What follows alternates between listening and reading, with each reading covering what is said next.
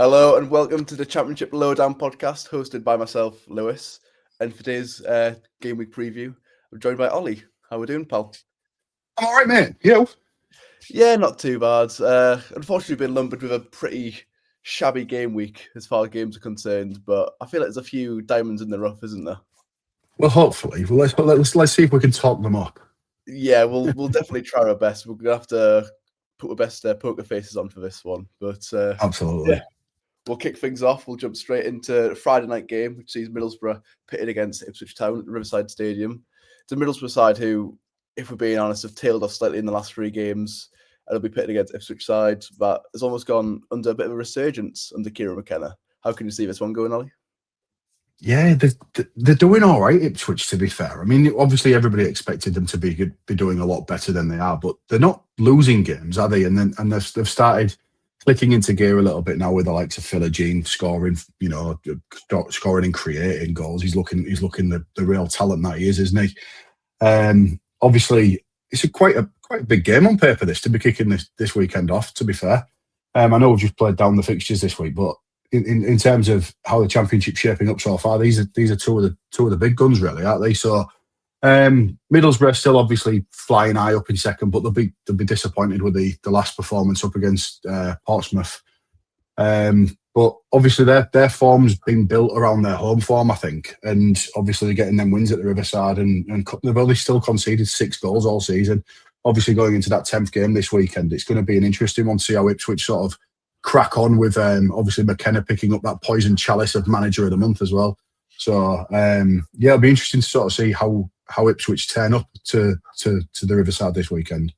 Yeah, I think definitely with Middlesbrough, you're definitely correct to bookmark that Portsmouth game because it was just a little bit poor, I feel like, from Rob Edwards' side. Obviously, defensively, they've been sound this season, but this game alone, they just couldn't convert the chances whatsoever. And I feel like that just came to them being just pretty subpar in the final third. Do you think that's something that Rob Edwards needs to have addressed ahead of this game? Yes, mate. I think obviously they're not scoring a lot of goals, really, considering that they're still second in the league. It's obviously something that they've certainly needed to work on in that international break. So hopefully, for their sake, they'll click back into gear again and start winning some games again, because obviously they'll want to be up there, given how promising the start of the season was.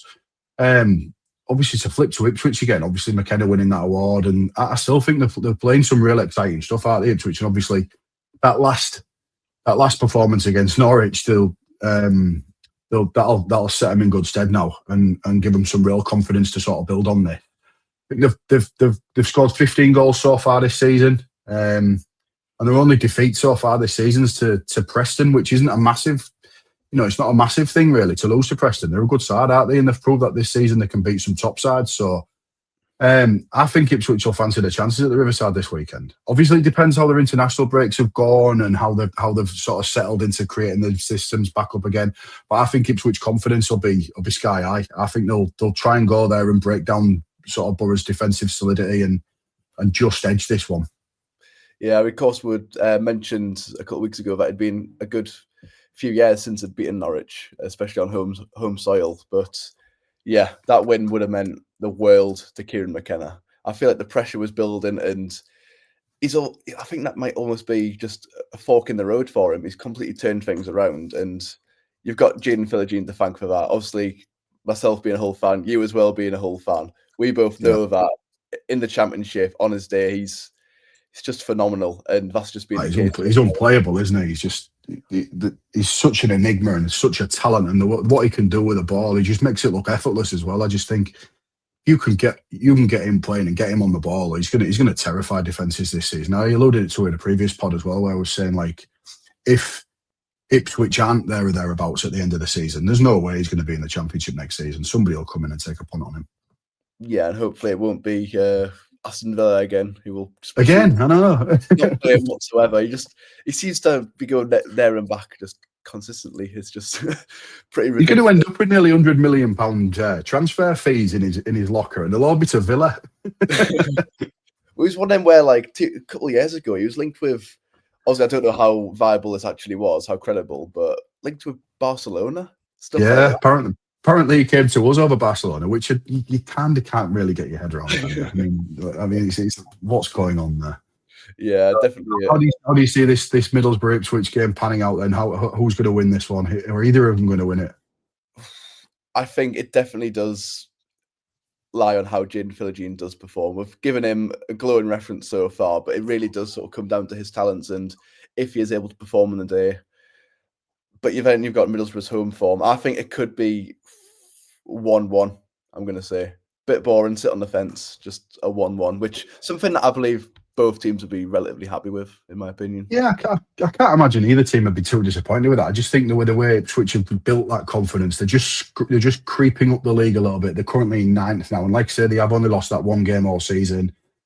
Off the back of that East Anglian derby or Old Farm derby or whatever we want to call it, I think Ipswich edged this one 2-1.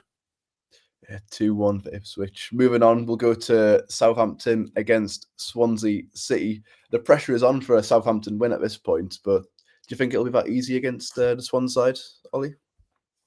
I don't think there are any easy games in the Championship, mate, to be honest. And Swansea certainly, they've played sort of consistently inconsistent this season, whereby they'll put in a performance one week where they'll look good, and then the week after they'll follow it up with a subpar performance where they'll look like a completely different side. I thought that kind of summed it up in the game that I saw them against us, really, when I thought they played sort of first half. They were a bit Jekyll and Hyde. They looked like really, really strong, like they were controlling the game. And then all of a sudden, they just seemed to put the brakes on and think, right, that'll do. We'll get the win here.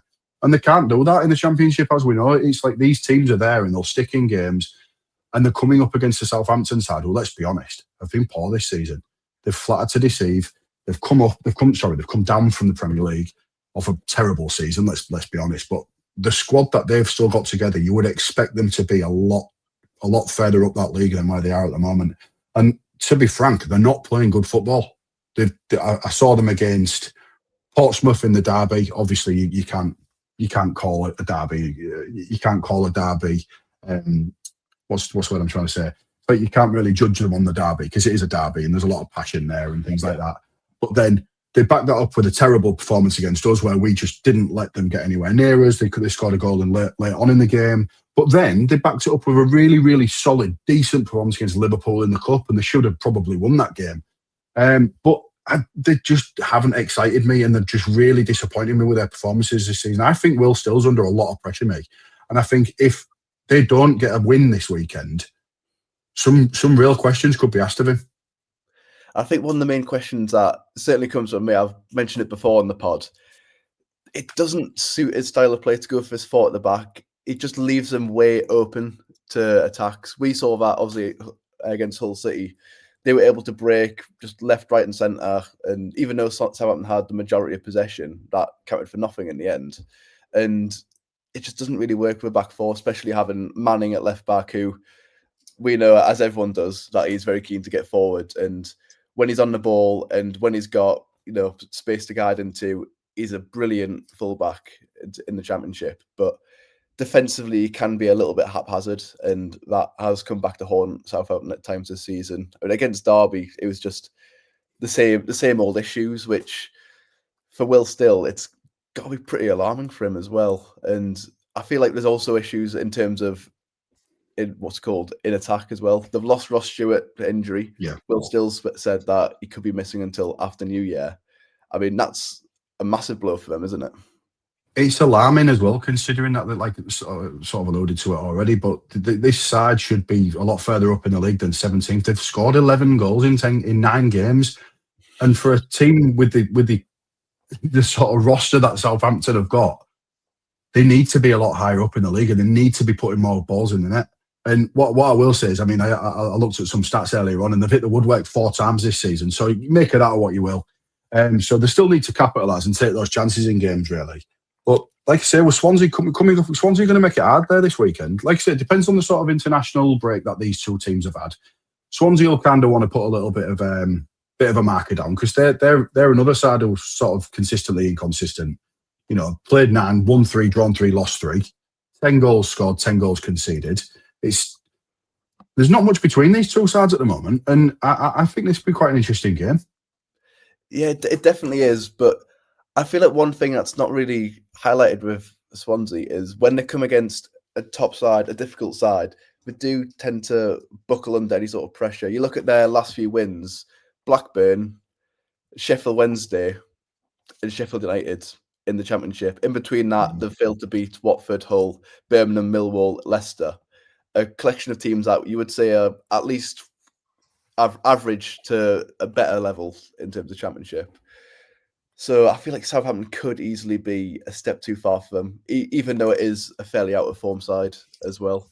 How would you rate Swansea's chances? Yeah, I mean, even though I've just said that I think they're relatively close on paper, I do think that Southampton probably should have too much for Swansea this weekend, and I think they'll just edge it. Yeah, I think looking at Swansea as well, you've got a point towards Vipotnik, Ronald. They've been top performers for them, but when they're not on their A game, it can be pretty difficult for Swansea to really get going. So, depending on them. I was just going to say, I just think a lot of it will depend on how sort of Southampton see this game and how they line up. If they continue to play in that system they have been playing to, which is like you say, been relatively negative for them. Still needs to try something new. And let's be honest, he's got the players to do something, and they can turn it around and relatively quickly. Like I say, we're only 9 games in. There's plenty of time to go yet for Southampton to really put markers down and start putting performances together. But it needs to start happening pretty quickly for him. But I do think in saying that, they'll probably have a little bit too much for Swansea this weekend. Swansea, obviously, our colleague James will be calling for the manager's head again, I reckon.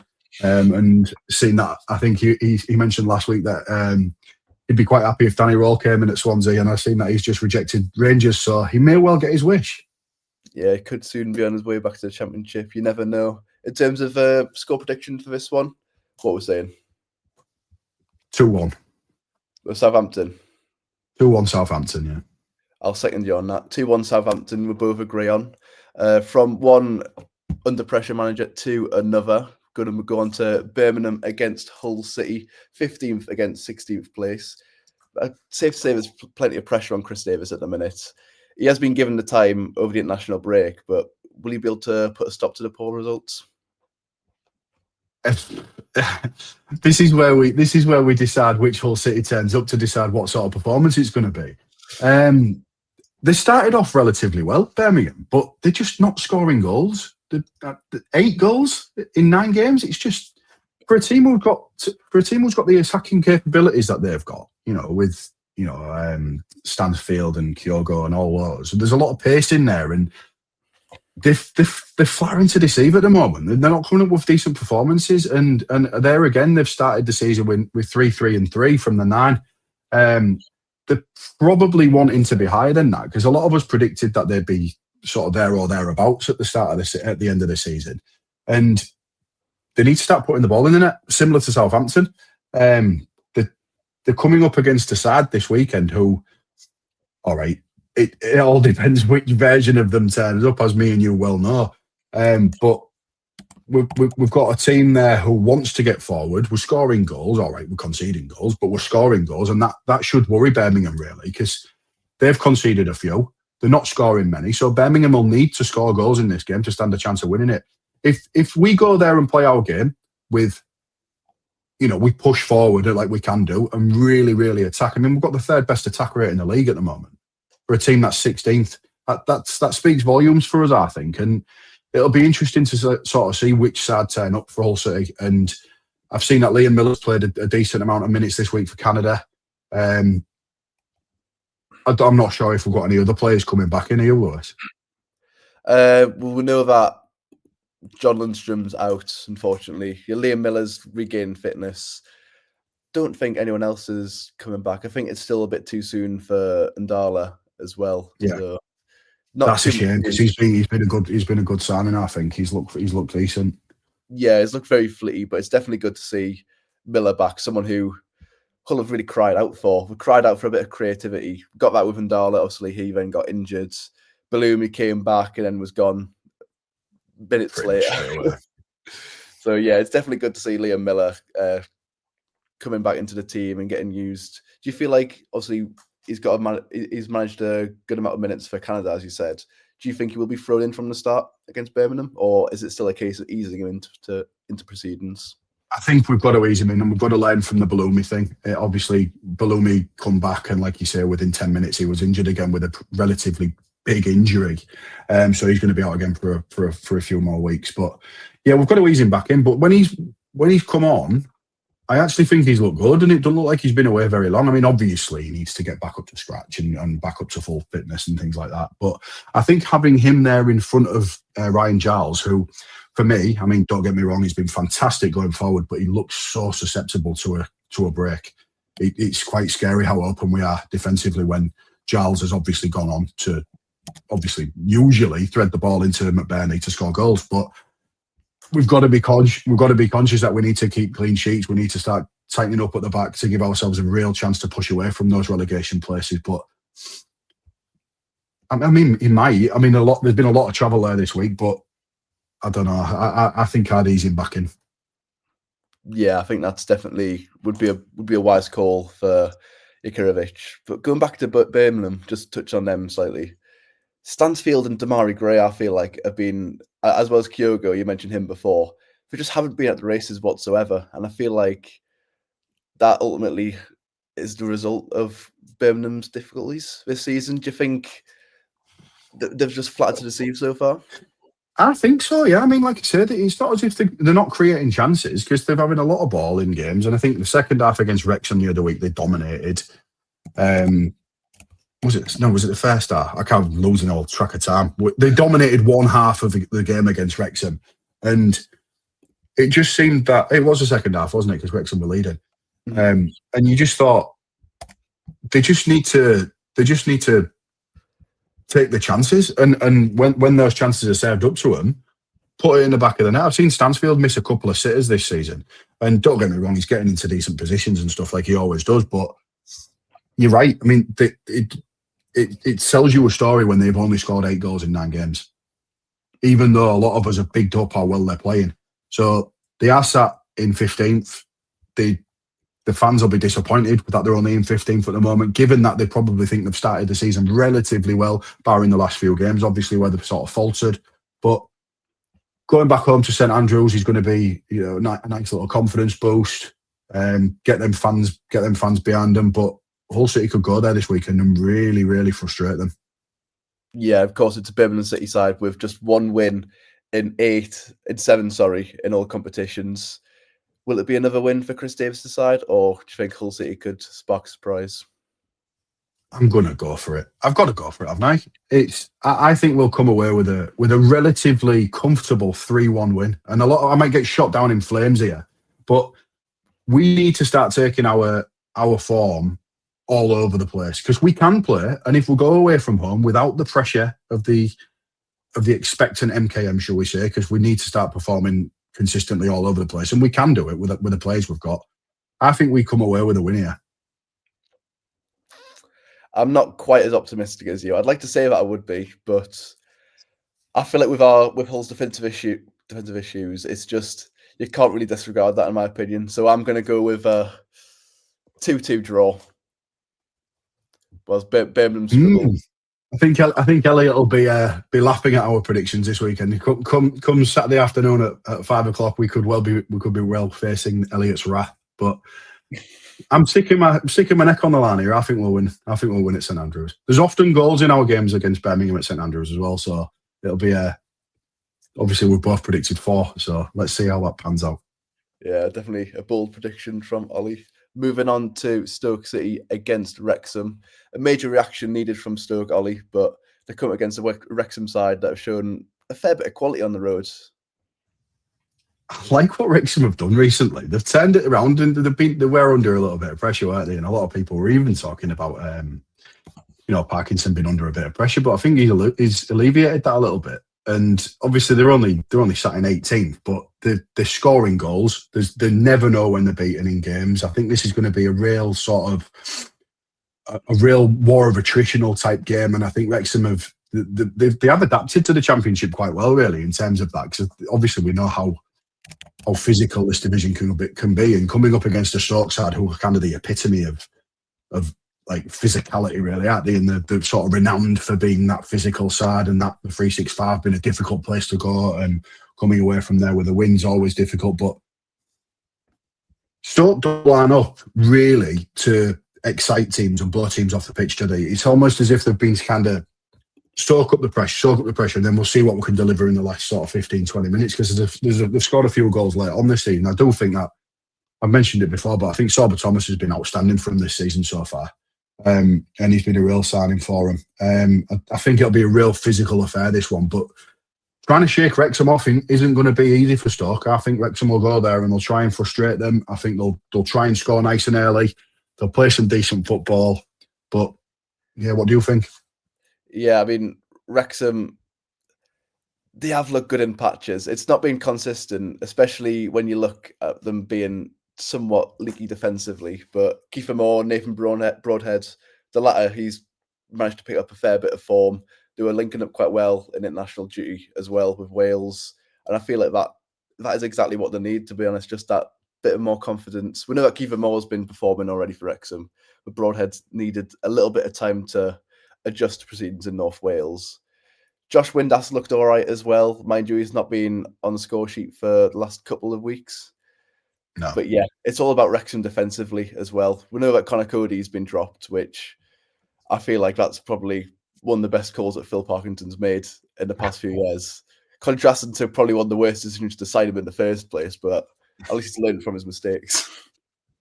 Do you know, I didn't mind Sander Cody. He gives him a little bit of experience, but he has been poor, hasn't he? And sort of to back that up, it's obviously compounded in the fact that they have conceded 15 goals in those 9 games. So it'll be an interesting tie this weekend. I don't think he's got excitement written on this one.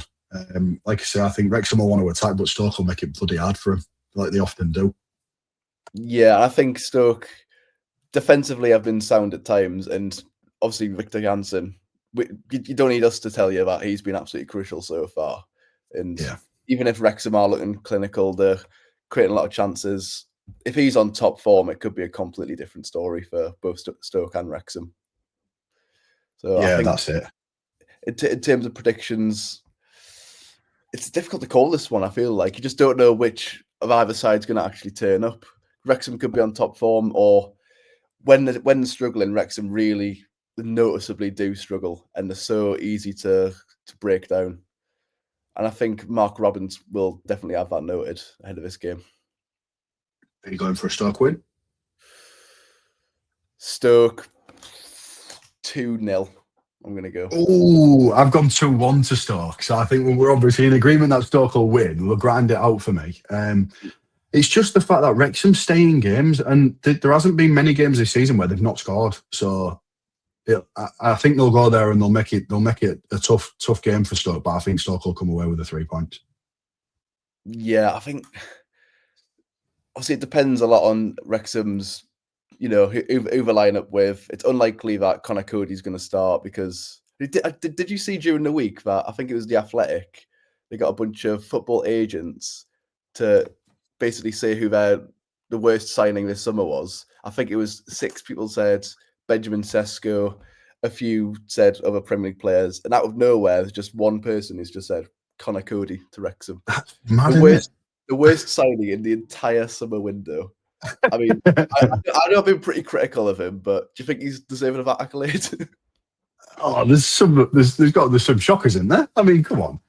You could throw Florian Wirtz in there. Has anybody mentioned that? Obviously, we're a championship podcast, so I just don't want to move away from that too much. But I suppose in terms of the championship, he's got to be up there.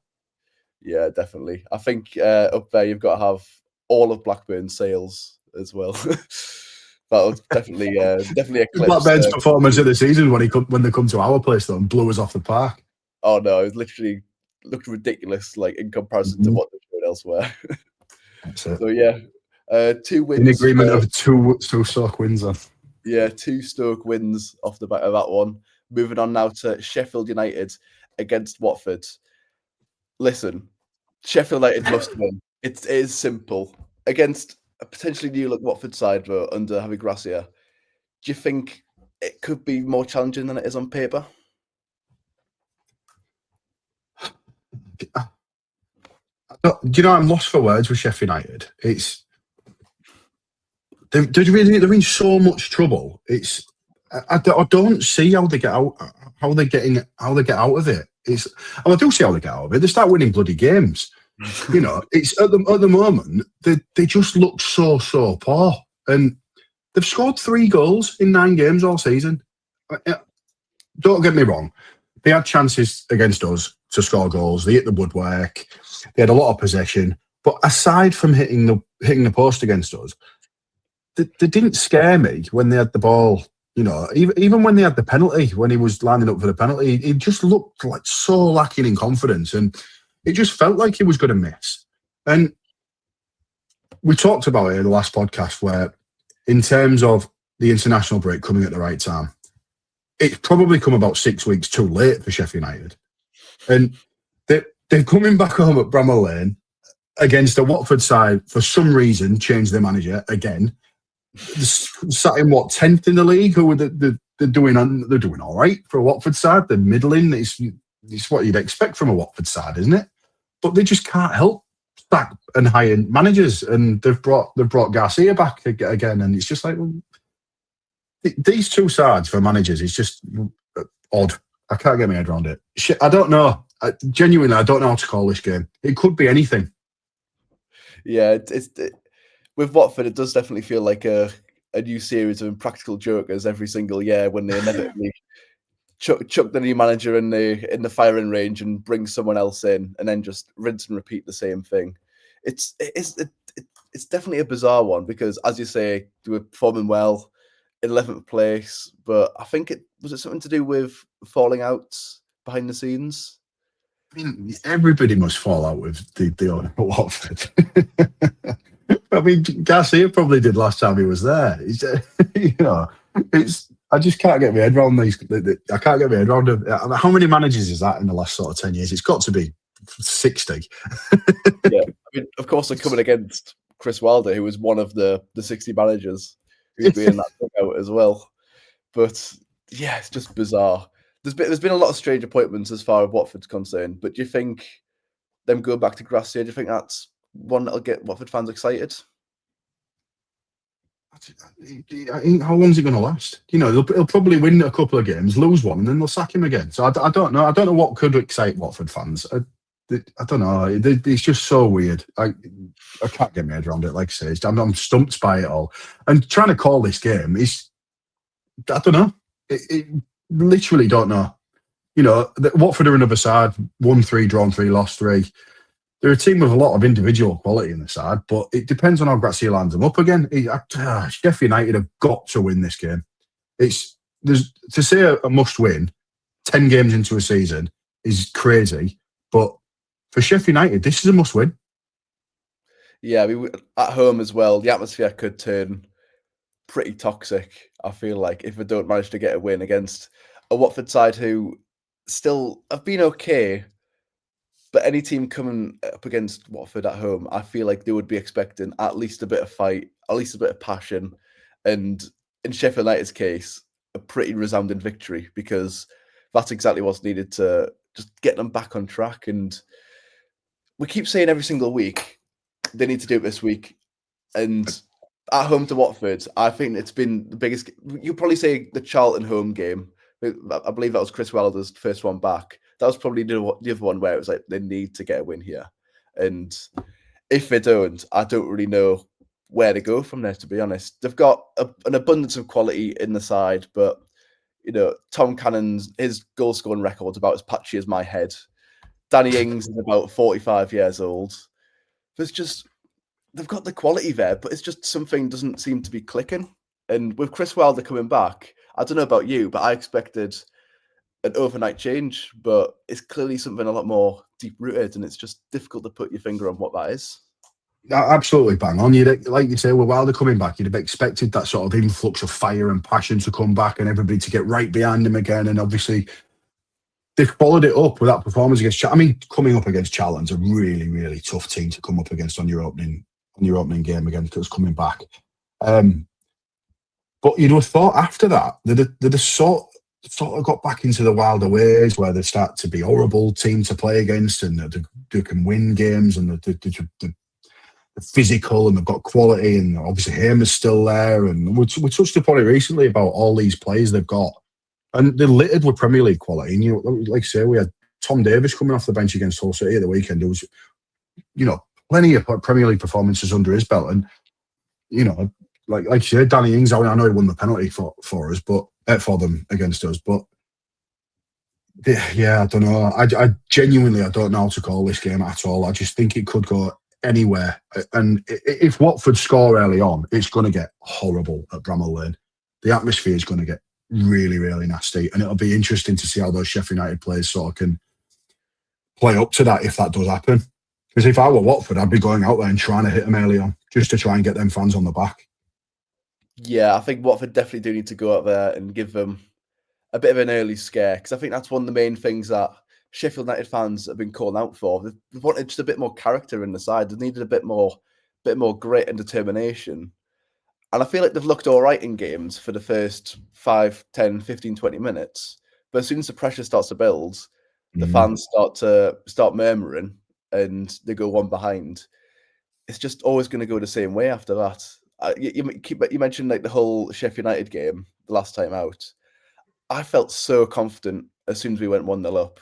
I felt ridiculously confident, even with the penalty. Harrison Burrows stepped up, I believe, and I've never seen someone so just to not want to take a penalty in his entire life. He just looked tiny, didn't he? He just looked like he just didn't want to be there in that position at all. And the penalty just a little past a panda, wasn't it? And it's just like, if that doesn't sum up Sheffield United in a nutshell, I'm going to make myself really unpopular here with the Sheffield United fans. They could do with them players at Bramall Lane, could do with having a little look across Sheffield and seeing some of the character and passion that Sheffield Wednesday players are putting in for their team. Because I tell you what, the determination and passion that they've been putting in for their club, given what they're going through, has made Sheffield United look a bit foolish for me. I mean, every single weekend we've seen videos on social media as well of Sheffield Wednesday fans singing "Mind the Gap, Sheffield United," which I feel like it's just bizarre that even in Sheffield Wednesday's situation, I believe there's a HMRC winding up order that's been mentioned today. Obviously, players have just been paid now as well as staff, but there's very little assurance that, them problems are going to fix themselves for the next month. And they're still above Sheffield United in the league. It's just absolutely stunning how it's all panned out, in my opinion. Absolutely. How do we see this one panning out then, Lewis? What we're going for? Sheffield United need a win. Are we going to get it? Probably not. I tell you what, I'm going to go really boring and say 0-0. I think Sheffield United are really struggling to even get a goal. Watford will be needing to adjust to the new manager. I think it could be a pretty turgid display at Bramall Lane. I'm going to go 0-0. I absolutely agree with everything you just said, and I have put on my score prediction right in front of me: Sheffield United 0, Watford 0. I mean, I feel like it would definitely sum up that game perfectly, to the point where both sets of fans, both teams, would leave the game just incredibly deflated, wouldn't they? I just can't imagine how, if Sheffield United come away with a defeat, I mean, where do they come back from that? They've got away games following this against Blackburn and Preston, I think, and they're looking difficult. I mean, it's not. They're not. It needs to happen soon. It needs to happen against Watford for me. Yeah, every game appearing to be quite a difficult task for Sheffield United, as is the case with Blackburn Rovers at the minute, who face a trip to Coventry City, which, I don't know about you, Ollie, but I can see this one only going one way. Ugly. It's got written on this for Blackburn, I think. I just feel like we're constantly blowing smoke up Coventry's backside at the minute, but for good reason. I mean, my God, how good have they been so far this season? The 26, 27 goals in those games, and it doesn't look like slowing, does it? It's like I looked today and they scored 16 goals away from home, which is the next best overall goal scored in the division, which is just bonkers. Had you right leading the way, who you said was overrated in midweek, I noticed, but the less said about that, the better. I did get a couple interesting on that video. But yeah, the less said about that. Almost as good as Elliot saying Ollie McBurney was overrated. What on earth is going on in this podcast, guys? Anyway, Yeah, Blackburn struggling, aren't they? They're struggling. They're struggling. And when you're a side that's struggling, what do you want to be doing? Next game, of course you want to be going to the CBS to play Coventry, don't you? Yeah, it's probably the worst time it could ever come for them, to be honest. I had a little look, and in Coventry City's last 3 games, they've accumulated a 12-0 scoreline. If I'm a Blackburn fan, I'm sat here quaking in my boots, just thinking about even setting out on that field. Blackburn have been a little bit of a one-man team so far this season. I think it's probably fair enough to say. Todd Cantwell, he could lead them towards a surprising result. But again, when you are a one-man team, will that be enough to stop a Coventry City team that's been firing all 4 cylinders? Probably not. Not for me, mate. No. I just think it's this is a game where Blackburn go there, and if they lose 2-0, they'll be quite happy with that. I feel like any side would take that. It just makes our opening game of the season 0-0 at the CBS Arena look incredible, doesn't it? I mean, given how leaky we've been, obviously it's becoming a Hull City podcast, but it's always going to with 2 Hull City fans. We're going to talk about them a lot, so we love you, City. But it's like you say, Blackburn have got the work call this weekend. You can't imagine anything other than a Coventry win. I think 3-4 again, maybe Coventry. 3 or 4-0. Yeah, that is. You can't see it going any other way. That is the thing, because Blackburn have just looked just a little bit shabby the entire season. They've picked up the odd win here and there. I believe they've only beaten, was it Hull and Watford? Watford. Yeah, so it's not exactly the most convincing for them to be only victories.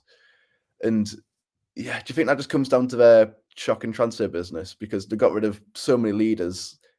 Dom Hyam, I don't even know if I pronounced that correctly or not, but he's obviously Wrexham, as well as many other players left Ewood Park. Do you think that's been almost their Achilles heel this season? Probably. It's a difficult one to say, isn't it? Because, like you say, when they turned up at our place, they absolutely played us off the park. And like you say, Todd Cantwell was outstanding in that game. Lad up top who scored a couple of goals, should have probably had that trick. But they after that, they won 1 in 5, I think, since then, and it was a game against Watford. So I don't know what you put it down to, but it needs to turn around pretty quickly for them, because they are literally looming just outside of that drop zone, and to be facing a Coventry side who were just steeped in confidence and in goals. It ain't going to happen this weekend for them. I'd be stunned if they get anything from this. Yeah, on the positive side, to sort of give Blackburn a little bit of credit, we've just slated them the entire time so far. But of course, last time out, they did notch a draw against a Stoke side, which you're taking the entire season, they've been better than expected. They also came very close to beating Ipswich Town at home. Obviously, we know how that ended. Yeah, I touched upon it. I touched upon that in the podcast just after it, and I said that they'll have been devastated the fact that game got called off. You know, especially with Ipswich going down to 10 and them leading. It's just, yeah, they'll be gutted that has to be replayed. Because I'll tell you what, they'll be coming up against Ipswich, who, if they get a win this weekend and they carry on their form, they're going to be coming up against them in you know, real top form, and they're not going to get anything from that return game. Yeah, it definitely is going to be a difficult one. So, are you saying 4-0 for this one? I've 3-0. Oh, being quite modest, are you? Yeah, I'm being conservative on that one. Yeah, I think I'm probably going to go with you, actually. I think 3-0 sounds about right. I don't think Coventry don't really tend to take the foot off the gas. They just go for it every single time. But I feel like they'll, get a somewhat resounding victory, but 3-0 will look okay from Blackburn's point of view, I feel like. Yeah, like I say, if Blackburn come away, if they come away with a 1-0 defeat or a 2-0 defeat, I think they'll be quite happy with that, which sounds nuts, doesn't it? Yeah, it's absolutely bizarre, but that's the form that Coventry City are in. In terms of the other Championship games, we've also got Oxford hosting Derby County. QPR will be playing against Millwall in a London derby. Charlton against a struggling Sheffield Wednesday side. Norwich against Bristol City. West Brom against Preston. And to round things off, Leicester at home to Portsmouth. In terms of all the games, Ollie, which one are you looking forward to, if any of them? Quite like the look of that Leicester Portsmouth game, really.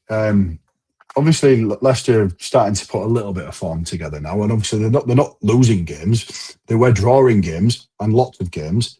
They're starting to find the rhythm again in the Championship, and I think that could be send a little bit of fear through the Championship, given the quality that they've got in their side. I think obviously the recent win over Swansea showed that they're starting to hit the stride a little bit better. Pompey obviously got a massive win against Middlesbrough, first team to beat Middlesbrough this season, so it could be that they'll go to King Power this weekend and feel a little bit confident, really. Ultimately, though, I think Leicester at home, they're probably going to have too much for Portsmouth, but I think it's got an exciting game on paper, this one. Yeah, there's definitely a few that are not too bad in there. I've also got Charlton against Sheffield Wednesday, which I think if I'm a Sheffield Wednesday fan, I'm not completely ruling out the prospect of picking up a point at the Valley. I think Charlton have looked okay at times, obviously beating Sheffield United, beating Blackburn as well. But while they are quite tricky to topple, they haven't shown massive quality, have they, Charlton? No, but I said in the opening podcast I thought they might have been promoted a season too early, but they've proved me wrong with that. And they look like they're part and parcel of the Championship, and credit to them. They're currently sat in 13th in the league after, going into the 10th game of the season. And I think they'll be pleased with that. 3 wins, 3 draws, 3 losses seems to be the sort of theme of this podcast, so we'll stick with it. 8 goals scored, 8 conceded. It's middle of the road stuff. Charlton will be delighted with that. They're not going to want to be getting dragged into any sort of relegation dogfight this season. This is a chance to pull against the Sheffield Wednesday side, who we all know the situation there. But like you just said, this could be a game where Sheffield Wednesday go there, put that character performance on, show a bit of determination, come away with a point. I don't think they will, for what it's worth. I think Charlton will have too much for them at home. They're too hard to break down, and I think they'll probably come away with a fairly solid 2-0 win. Yeah, I mean, you mentioned that the 3 wins, 3 draws, 3 losses. I think there's a total of 6 teams at the minute sat on 12 points, which just shows just how congested the Championship is, and ultimately why we love the Championship. I think Birmingham so competitive. Birmingham and Hull could potentially be up towards the playoffs if either of them beat each other, or they could be looking behind the shoulder at the likes of Oxford if Sheffield Wednesday picked up a surprise win. You never know with the Championship. That's just exactly why we love it, isn't it? Absolutely. It's for me, in terms of competition, it's the best league in the world. And I think that is the best way to end the Championship podcast. The best league in the world. I'm definitely happy to stick by that. Me too, guys. Right, that'll be it for this week then. So we'll catch you all next week. Thanks for tuning in. Cheers, bye.